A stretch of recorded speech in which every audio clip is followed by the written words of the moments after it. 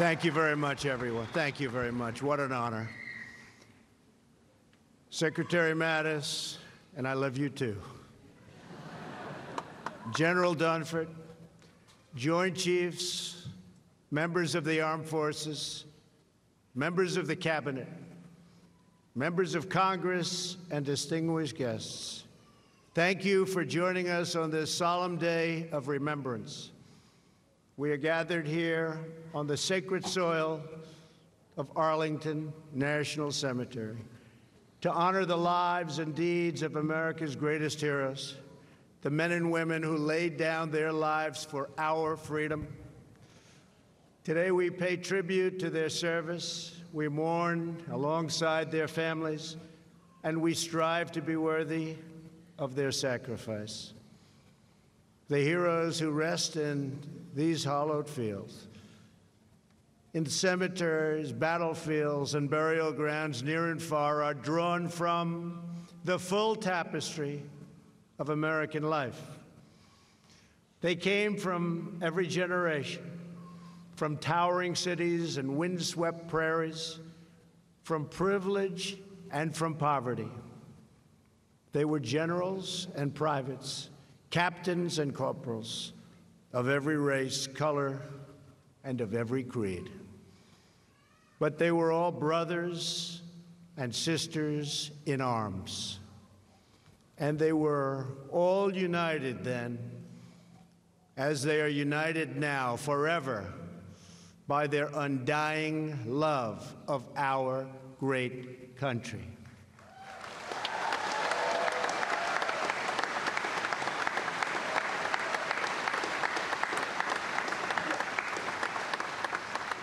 Theirs was a love more deep and more pure than most will ever know.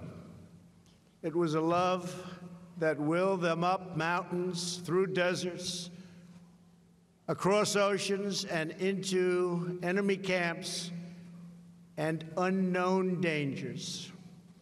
They marched into hell so that America could know the blessings of peace.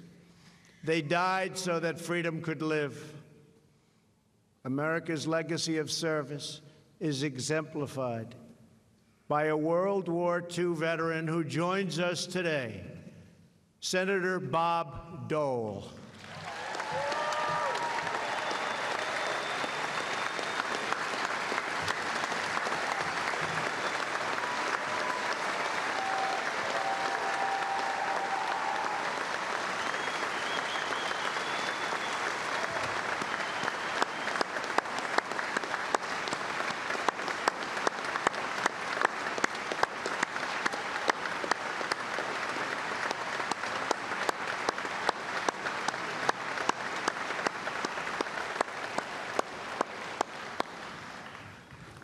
Earlier this year, I was fortunate to present a very special award to Bob, the Congressional Gold Medal.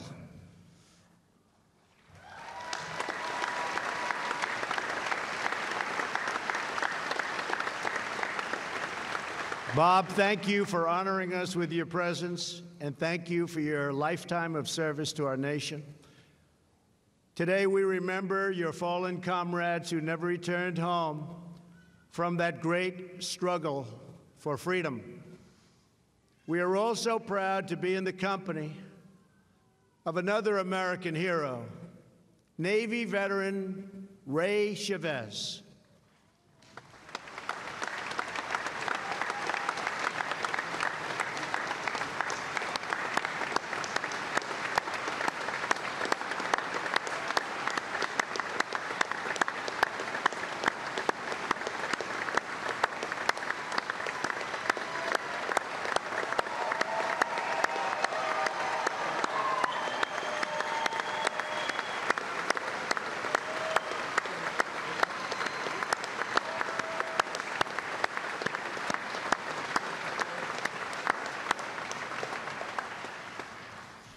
At 106 years of age,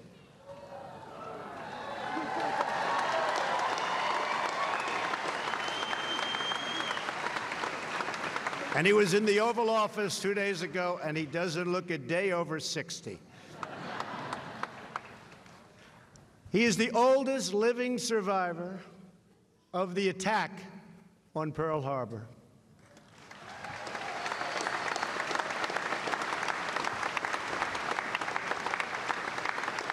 What a guy. And Ray, you are truly an inspiration to all who are here today and all of our great country. Thank you, Ray, for being with us. Thank you.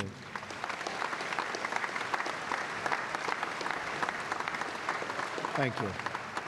Most importantly, we're joined today by the families of American heroes who made the ultimate sacrifice. We cannot imagine the depth of emotion that this day brings. Each year, the grief renewed, the memories relived, those last beautiful moments together cherished and always remembered. And you also feel that incredible pride, a pride shared by one really and truly grateful nation.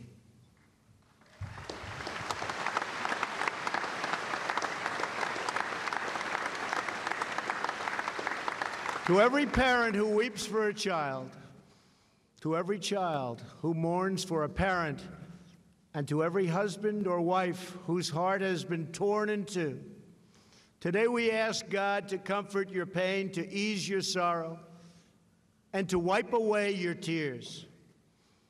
This is a very special day. And today our whole country thanks you, embraces you, and pledges to you, we will never forget our heroes.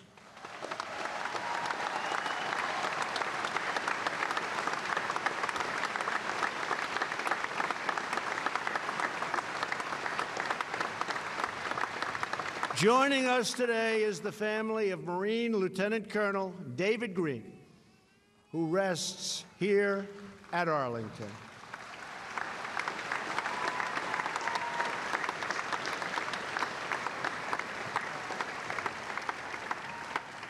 David grew up in upstate New York, dreaming of attending the United States Naval Academy. In 1982, that dream came true. Soon another dream came true when Dave met his eternal soulmate, Sarah, who is here with their two beautiful children, Jenna and Wesley.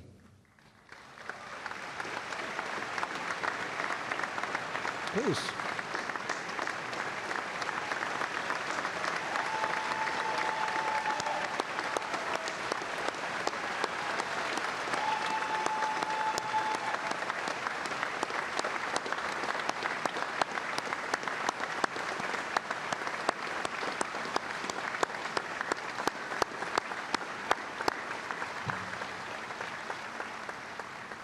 He's looking down on you right now. You know that, right?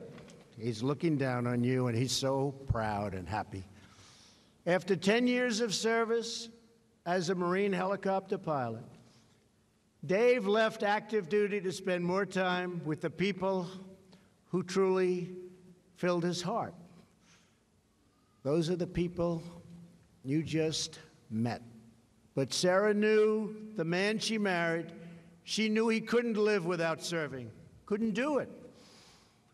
So she suggested he join the services in the form of reserves, and that's what he did.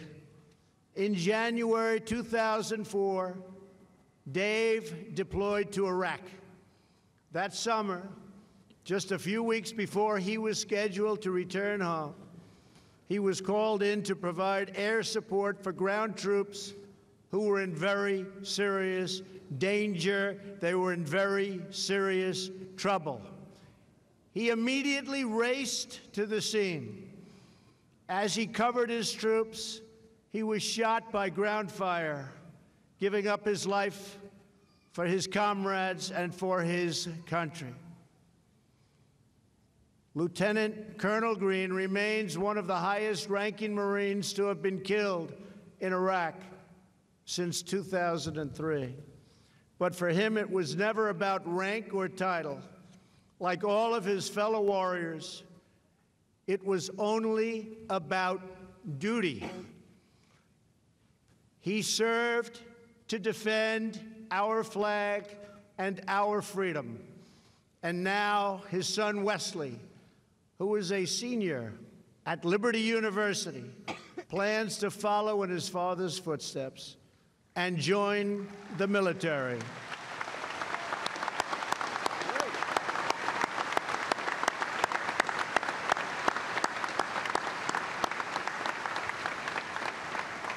Wesley, I just want to congratulate you and your entire family. Great, great family. Thank you very much, and thank you for being here with us. Thank you very much. Beautiful. You're going to love the military. These are incredible people. We're also honored to have with us today the family of Army Captain Mark Stubbenhofer and his wife, Patty, and their children, Lauren, Justin, and Hope.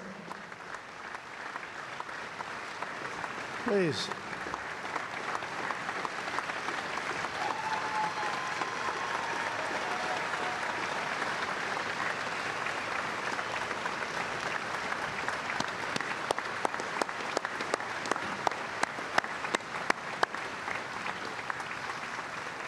Thank you for being with us. Thank you very much. Such an honor.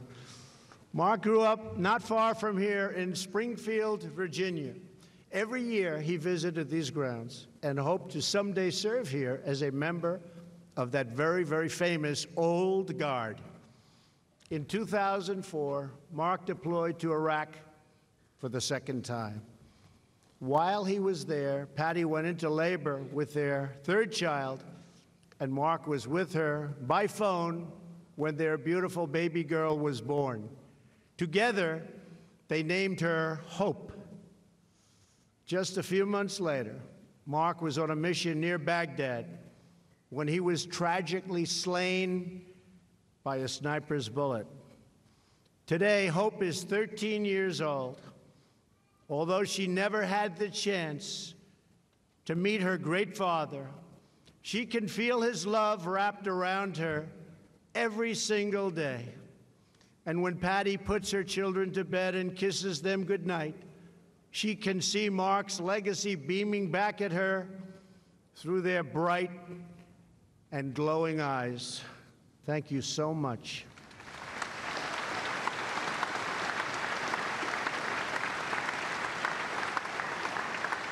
Really beautiful. Thank you. You know that, right? Also joining us today is a very special friend, 7-year-old Christian Jacobs, who is here with his mom, Brittany. I met Christian exactly 1 year ago today.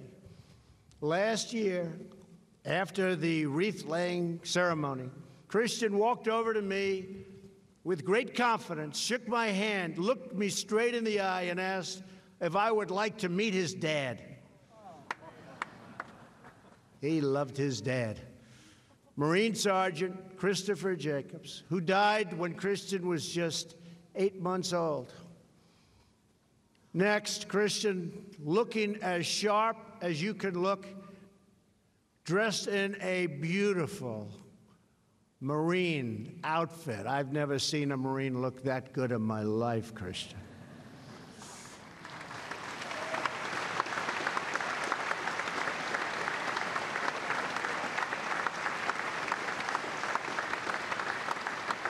He wanted to look good, he told me, as a tribute to his father. And he led me to his dad's grave, and we paid our respects together. It was a moment I will always remember. Christian, I want you to know that even though your father has left this world, he's left it for the next. But he's not gone. He'll never be gone. Your dad's love, courage, and strength live in you, Christian. And as you grow bigger and stronger, just like him, so too does your father's incredible legacy. So thank you both. That's so beautiful. Thank you. Thank you.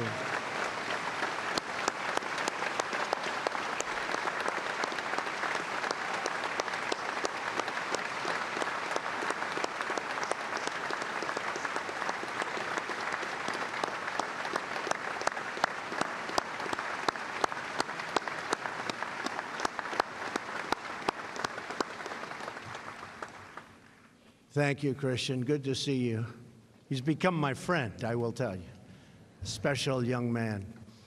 To every family member of the fallen, I want you to know that the legacy of those you lost does not fade with time, but grows only more powerful. Their legacy does not, like a voice in the distance, become a faint echo, but instead their legacy grows deeper, spreading further, touching more lives, reaching down through time and out across many generations. Through their sacrifice, your loved ones have achieved something very, very special: immortality. Today, we also remember the more than 82,000 American servicemen and women who remain missing from wars and conflicts fought over the past century. We will never stop searching for them.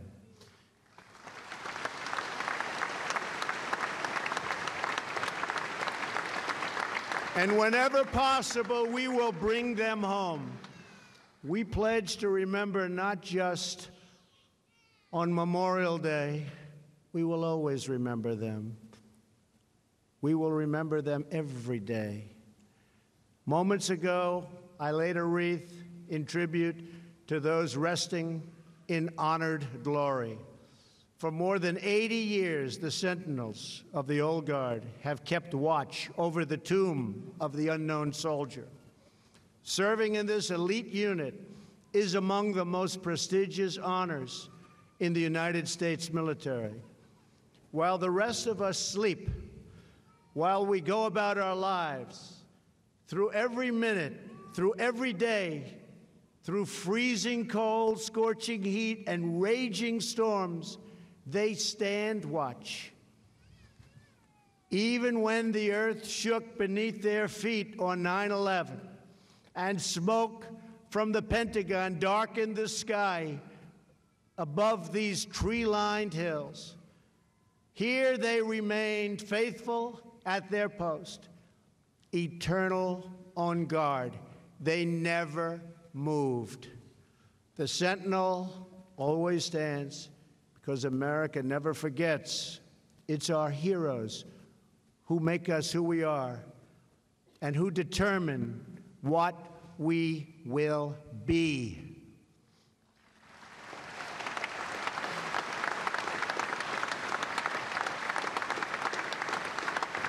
Our fallen heroes have not only written our history, they've shaped our destiny. They saved the lives of the men and women with whom they served. They cared for their families more than anything in the world. They loved their families. They inspired their communities, uplifted their country, and provided the best example of courage, virtue, and valor the world will ever know. They fought and bled and died so that America would forever remain safe and strong and free.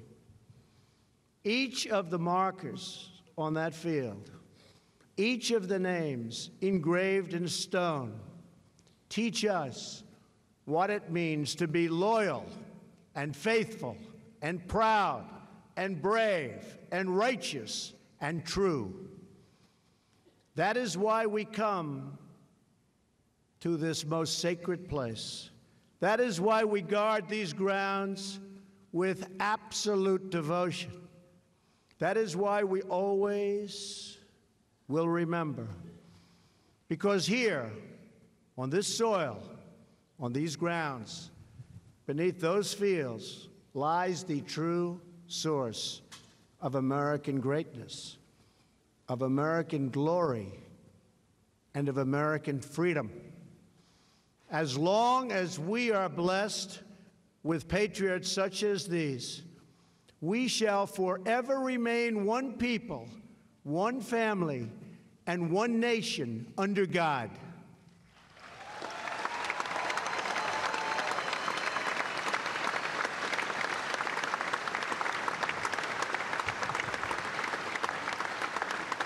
It's been my great honor to be with you today. I want to thank you. May God bless the families of the fallen. May God bless the men and women who serve.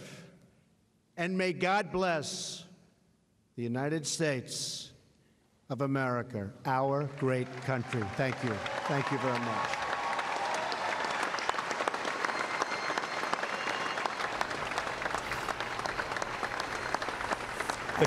The Commander-in-Chief addressing the country on this Memorial Day from Arlington National Cemetery, and in doing so, addressing the families whose loved ones paid the ultimate sacrifice. President Trump saying to those people, today we ask God to comfort your pain, to ease your sorrow, to wipe away your tears. The president standing there in the middle of Arlington National Cemetery saying those who have paid the ultimate sacrifice are faithful, proud, brave, righteous, and true. Yeah, he talked about all of the individuals there showing courage, virtue, and valor. I thought it was specifically, poignant that he talked to the families and he addressed the family members that are there. And of course, those family members very familiar with this. Let's pause.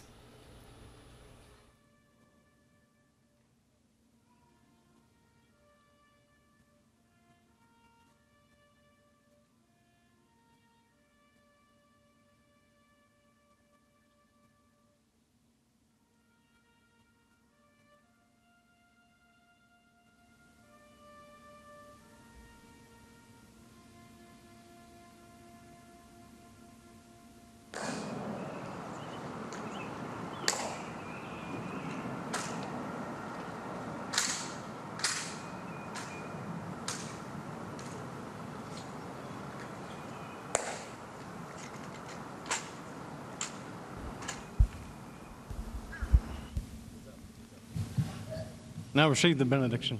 The playing there of taps, one of the more beautiful songs you could hear, especially on this day as the proceedings continue there at Arlington National Cemetery. President Trump, the Defense Secretary Jim Mattis on the right side of your screen. Let's bring in Congresswoman, former Air Force fighter pilot Martha McSally. She's also running for the United States Senate. Just got back as well from South Korea a few hours ago as she traveled to that region and to the DMZ. Congresswoman, your thoughts after listening to the Commander-in-Chief? Well, I can't help listening to taps. It just moves you each time. And I thought President Trump